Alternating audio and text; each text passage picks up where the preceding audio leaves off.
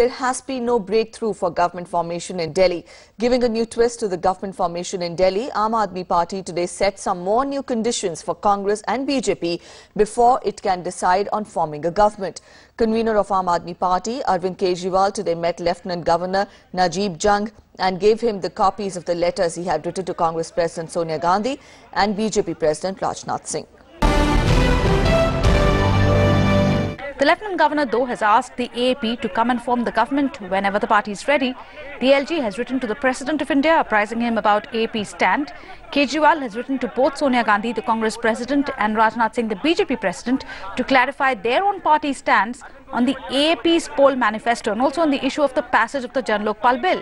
They've given the two parties 7 days to respond. The Congress yesterday wrote to the Lieutenant Governor offering unconditional support to the Aam Aadmi Party. The JDU has also offered support to the AAP.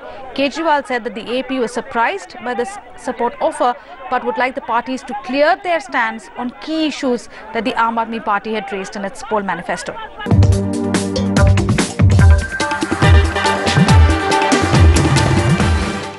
Sonia Gandhi ji को चिट्ठी लिखी है। Shot ले लो। हमने उनसे कहा है कि कांग्रेस पार्टी ने दिल्ली में सरकार बनाने के लिए आम आदमी पार्टी को बिना शर्त समर्थन देने के लिए कहा है। हमने तो आपसे समर्थन मांगा ही नहीं था। आम आदमी पार्टी का जन्म ही बीजेपी और कांग्रेस जैसी पार्टियों की भ्रष्ट, आपराधिक और सांप्रदायिक राजनीति के कारण हुआ। हम आम आदमी हैं जी, हम त्रस्त आदमी हैं, महंगाई और भ्रष्टाचार से दुखी लोग हैं। हमारे मुद्दे हैं, दिल्ली की जनता के मुद्दे हैं और ये सारे मुद्दे हम लोगों ने सोनिया गांधी जी और राजनाथ सिंह जी के पास भेजे हैं। करीब 17-18 मुद्दे हम लोगों ने लिख के भेजे हैं और हमने उनसे कहा है कि ये कोई अनकंडीशनल सपोर्ट नहीं होता। हम चाहते हैं कि आप हर मुद्दे के ऊपर अपना स्टैंड क्लियर कीजिए। आज हमने माननीय एलजी साहब को यही कहा है कि आज हम सरकार नहीं बना रहे। हमने ये चिट्ठियों की कॉपी सोनिया गांधी जी को, राजनाथ सिंह जी को जो चिट्ठियां लिखी हैं उनकी कॉपी एलजी साहब को दे दी है। हमने कहा कि जो भी इन दोनों का जवाब आएगा वो जवाब हम जनता के सामने रखेंगे। दिल्ली की जनता से पूछेंगे कि दिल्ली की जनता दोबारा चुनाव चाहती है या जो कांग्रेस और बीजेपी कह रही हैं उसके मुताबिक हमें सरकार बनानी चाहिए। जो दिल्ली की जनता कहेगी इस बार वही होगा, जनता राज करेगी। मुझे नहीं लगता है कि बीजेपी ने अनकंडीशनल दे दिया है सपोर्ट। मैंने तो नहीं सुना है। कांग्रेस ने जरूर, हमारे स्पोक्स पर्सन ने बोला है कि हम अनकंडीशनल देने के लिए तैयार है कि आप एक पार्टी ऐसी है कि वो सत्ता में आना चाहते थे और क्लीन गवर्नमेंट देना चाहते थे।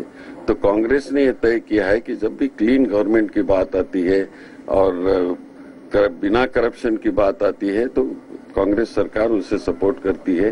बिना कंडीशन की उसे सपोर्ट देने का हमने तय किया है। अब उसको तो सब सपोर्ट कर रहे हैं सरकार बनाने के लिए, तो मैं समझता नहीं कि क्यों वो 10 दिन का समय मांग रहे हैं। समय मांगने के बगैर ही पॉलिटिकल पार्टीज आगे आ रहे हैं उसको समर्थन देने के लिए।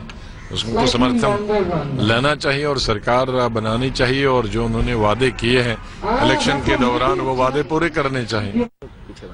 पीछे इसलिए भाग रहे हैं क्योंकि उनको समझ नहीं आ रहा है कि मंत्री किनको बनाए जाएं। बहुत सारे ऐसे लोग हैं केवल 8वीं पास हैं या 10वीं पास हैं।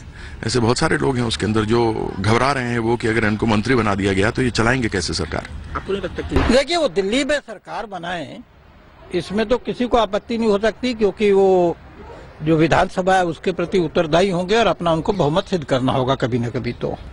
परंतु उसके साथ ये नौटंकी कर रहे हैं, ले दे के आपने 28-29 सीट दिल्ली के विधानसभा चुनाव में जीत ली और आप पूरे देश का एजेंडा तय करोगे। इतना एरोगेंस जो है वो पब्लिक लाइफ में, सार्वजनिक जीवन में चलता नहीं है।